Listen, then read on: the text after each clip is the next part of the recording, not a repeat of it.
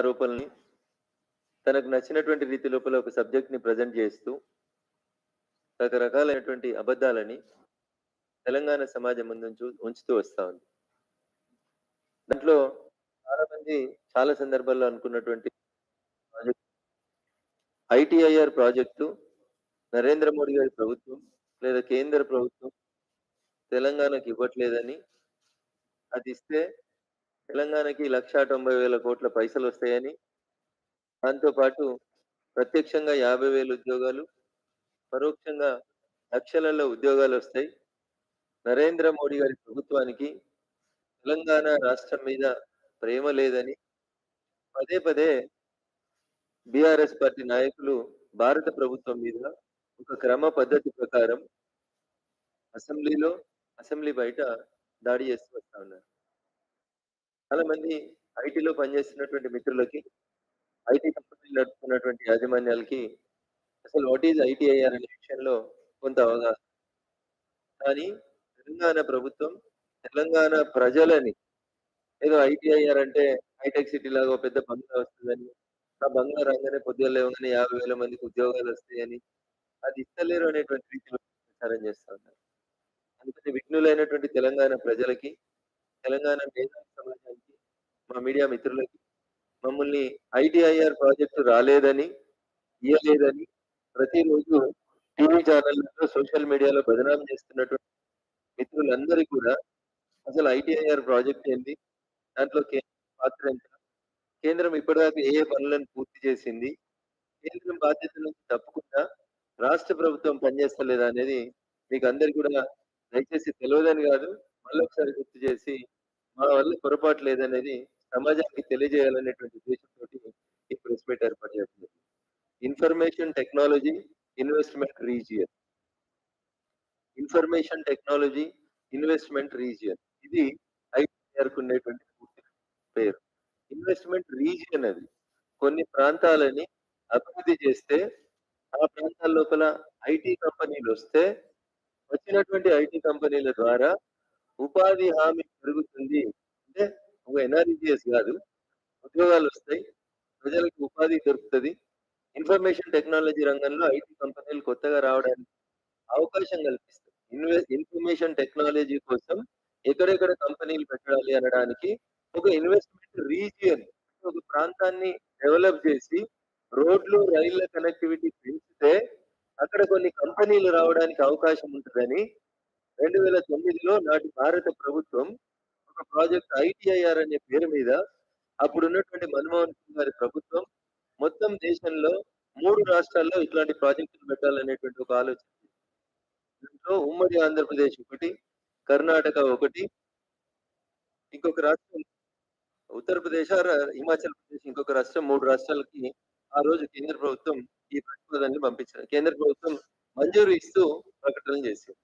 2009 నుంచి 2013 దాకా రకరకాల స్టేజీలలో 2008 నుంచి 2010, 13 వరకు రకరకాలైనటువంటి స్టేజీలలో ఇది జరుగుతూ వచ్చింది.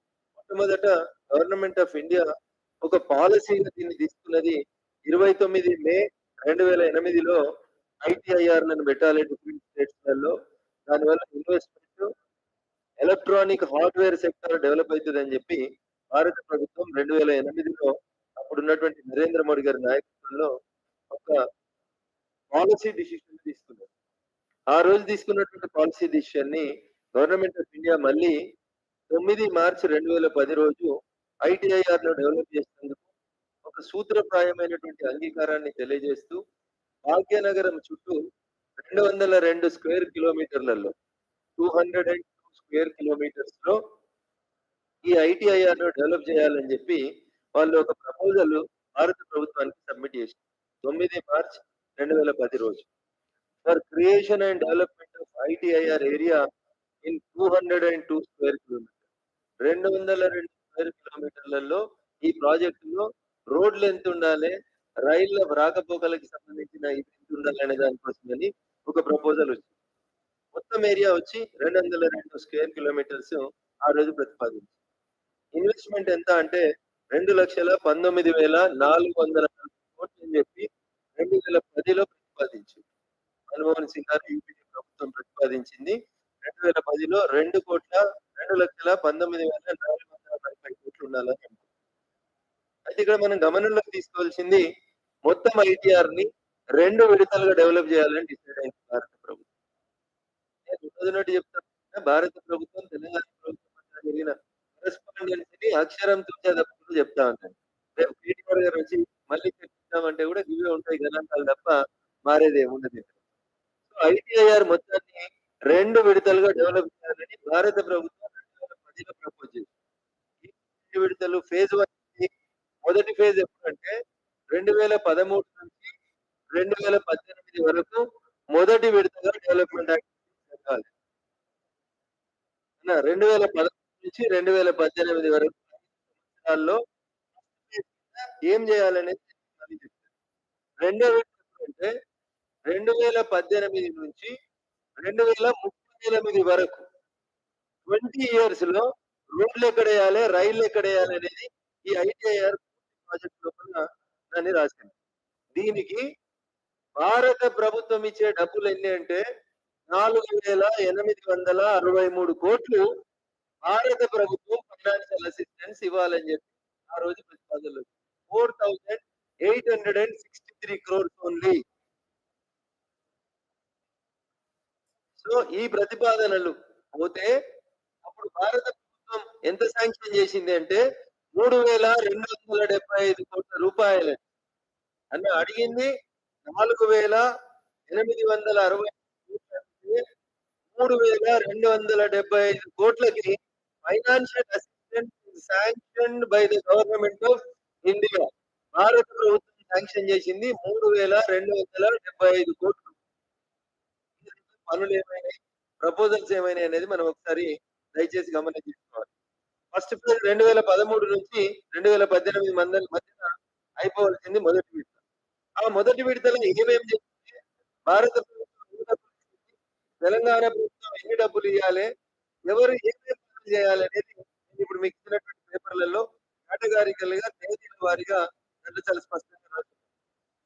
దీంట్లో భారత ప్రభుత్వం తన వంతుగా విడుదల చేయాల్సినటువంటి డబ్బులని ఫేజ్ వైస్‌గా విడుదల చేస్తూ వచ్చింది. ఏ రోజు ఎంత విడుదల చేసినా కూడా నేను మీకు ఇప్పుడు అయితే తెలంగాణ ప్రభుత్వం తన వంతు వాటాగా చేయాల్సిన పని చేసిందా? చేయలేదా? చేస్తే ఏం చేసినారు? ఎన్ని పనులు మిగిలిపోయినాయనేది నేను మీ ద్వారా గౌరవ మంత్రి కేటీఆర్ గారిని ప్రశ్నిస్తున్నాను. పొద్దున్న లేసి ఐటీఆర్ కేంద్రం ఇవ్వలేదు, ఐటీఆర్ కేంద్రం ఇవ్వలేదు, నష్టం జరిగింది అని చెప్తున్నటువంటి గౌరవ మంత్రి కేటీఆర్ గారు ఇది పూర్తిగా భారత ప్రభుత్వానికి, తెలంగాణ ప్రభుత్వానికి మాత్రమే నేను మీ ముందు ఉంచడానికి ప్రయత్నం చేస్తా ఉన్నాను. అంతకు మించి నేను వేరే అంశాల్ని గవర్నమెంట్‌ని బదనాం చేయడానికి ఎక్కడ కూడా నేను ఇది చేస్తాను.